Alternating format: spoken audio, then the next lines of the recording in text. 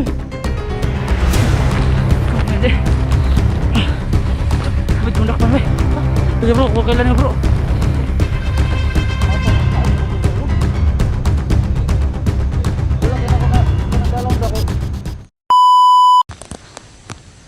Yun, what's up?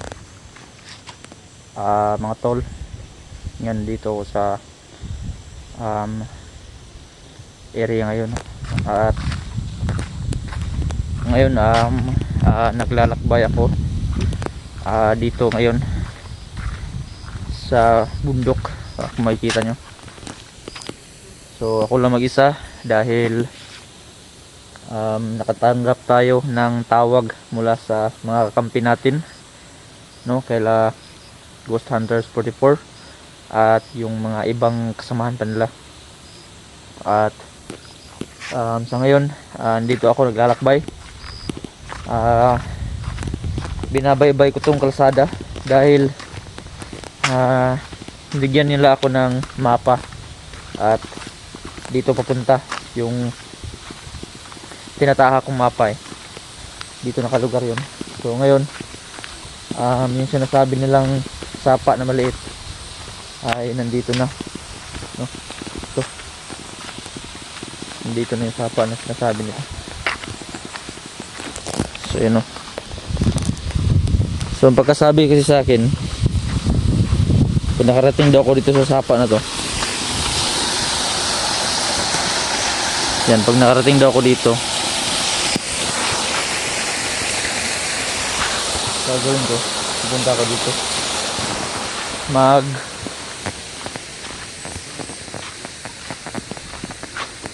babaybayin ko tong sapa na to. So hindi pwede na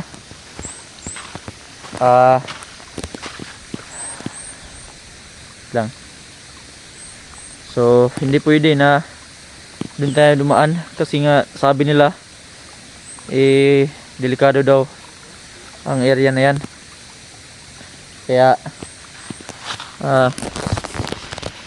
dito tayo dadaan sa area na to. Diyan tayo dadaan. So ipapakita ko sa inyo kung saan tayo nanggaling dumaan. So doon tayo dumaan, medyo malalayo yung nilakad natin kasi kung nag motor tayo, maririnig ng mga kalaban yung ano pa naman nila, yung ganap nila ngayon napaka-intense, no?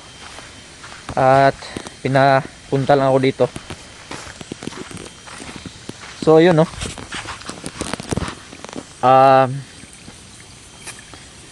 Sa ngayon wala pa akong nadala na mga armas na mga magagamit ko pang self defense, no?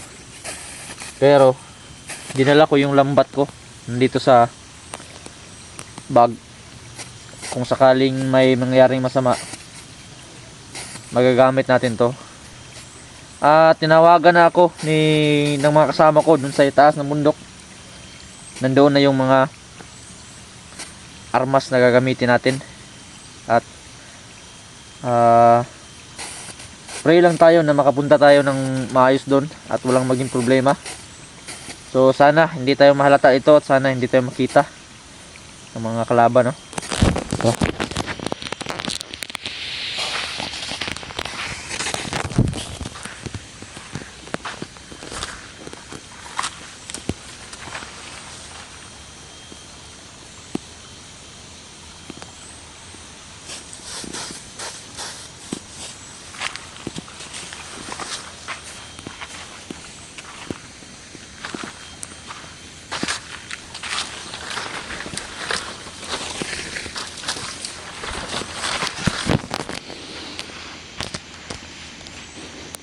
pansin nyo ba? Parang sobrang tahimik ng paligid, no?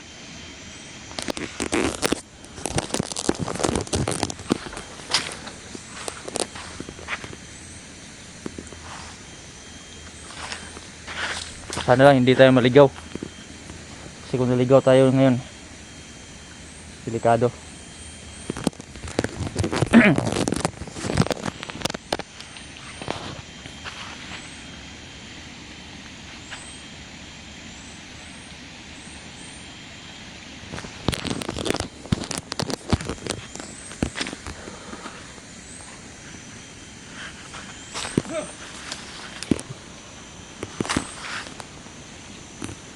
Kita tayo din.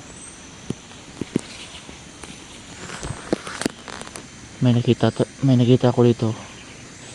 Hindi ko alam kung kakambi ba natin, pero may dala kasing armas eh. Tignan natin, silipin natin ng maayos kung anong klase ng tao to. Baka makita tayo ha. Silipin ko muna, pasilip ko sa inyo. Ayan na.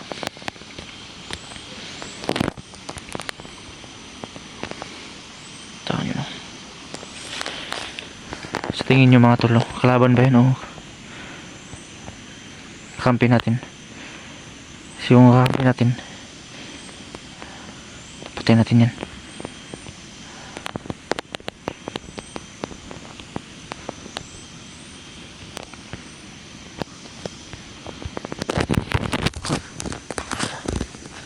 Natin magagawa, kalaban natin yan eh. Kailangan natin tapusin.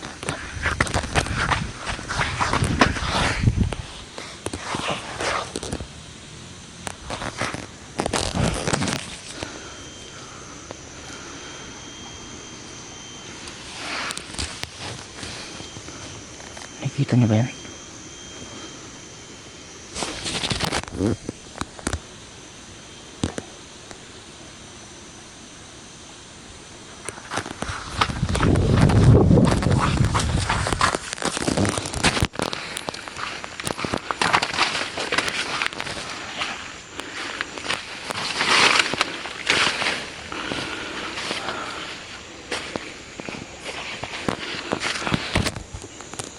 Patay natin yan.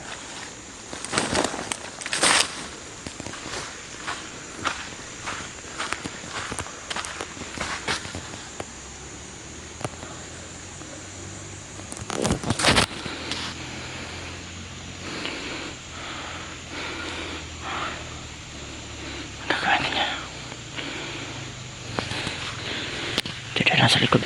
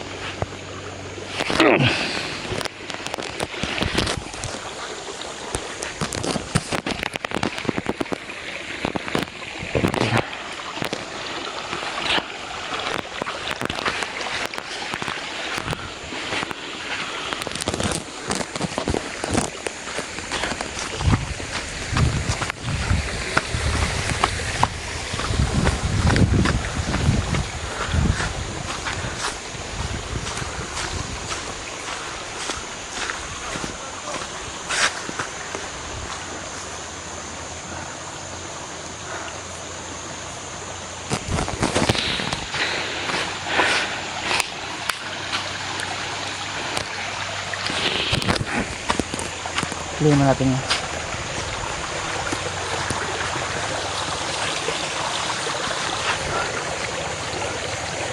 Saan tayo dadaan yan?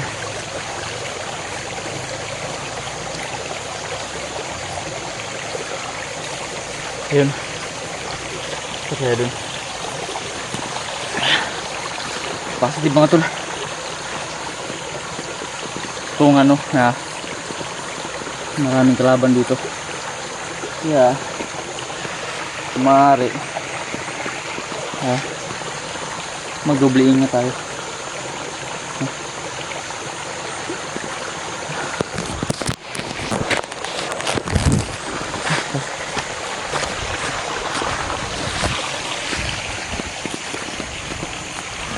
Sundan na natin ang agos ng sapa, no? Baka maano natin kung saan sila dumaan.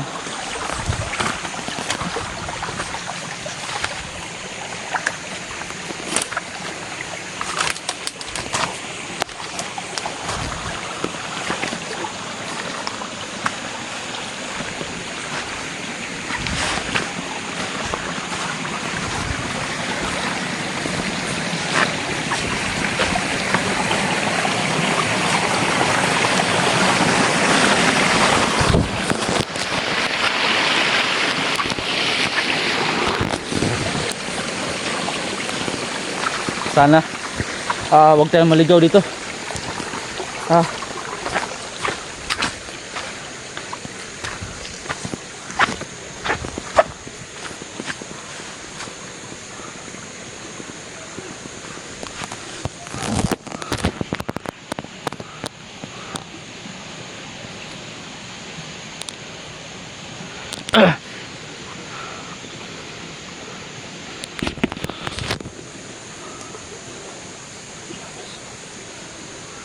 Walang to na rin.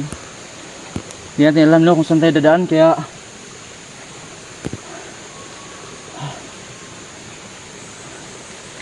subukan natin ang makakain natin. Tatagan yung loob. Tara.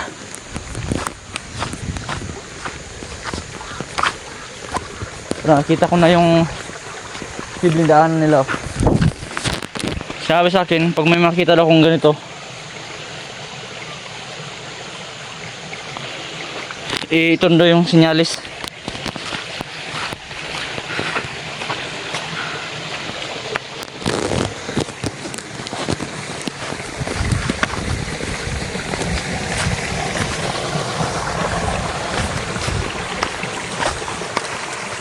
Hanapin natin yung daan, no?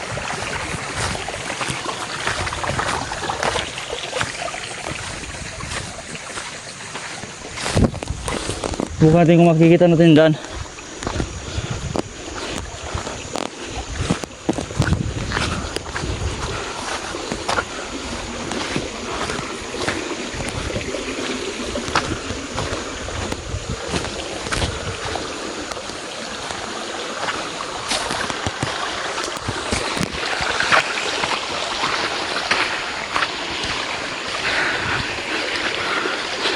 Hindi ba tayo na ano dito? Naliligaw dito? Sana naman hindi. Kasi iba na itong dinadaanan ko eh.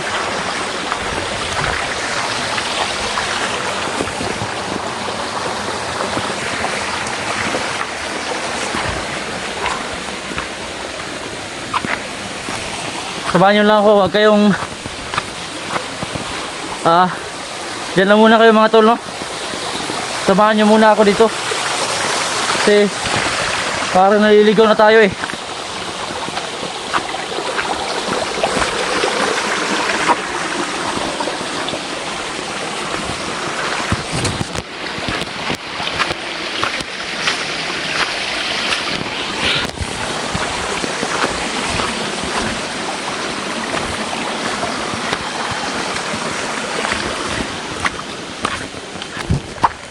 Yun. Parang naliligaw tayo, no? So gagawin natin, nakita kong parang ano, silipin ko muna. So ganito, naliligaw tayo, kaya kailangan mo natin bumalik sa ngayon, no? Balik muna tayo kasi naliligaw tayo eh.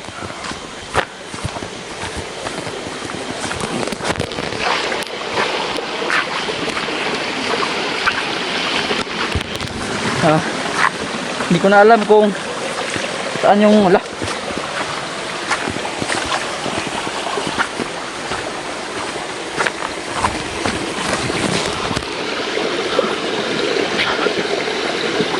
Ayan.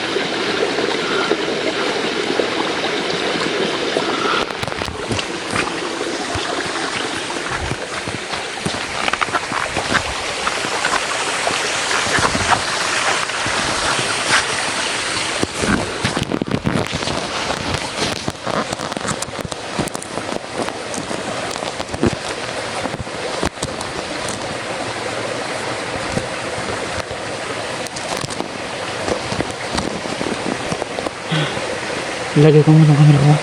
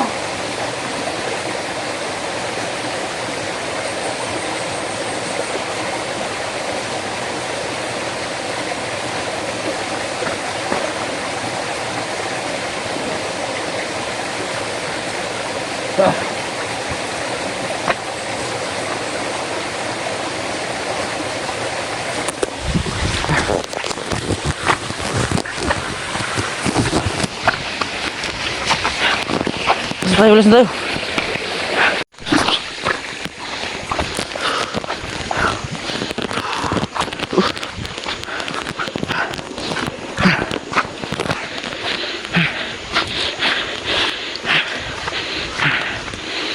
Ano tayo eh.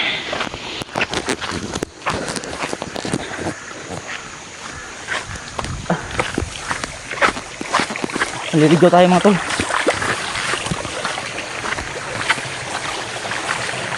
Hanapin natin yung daan, no? Hanapin natin ang daan.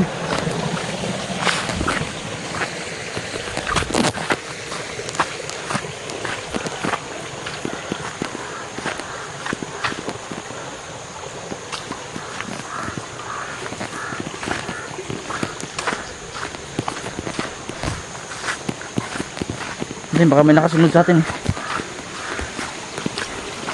Balik tayo. Parang mali yung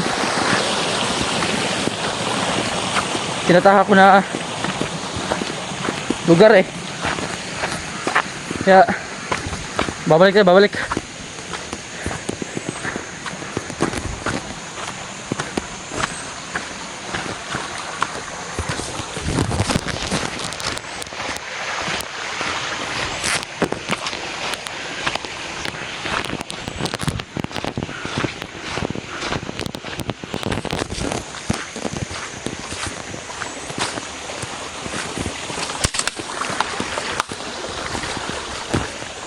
Kita dito.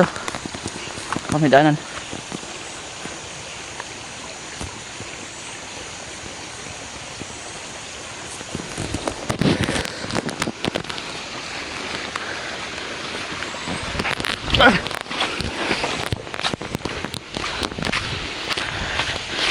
Dito talaga yun eh.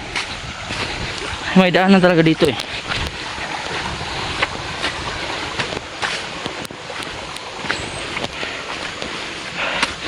Tingin ko tama talaga to eh. Itong kahoy na sinasabi nila.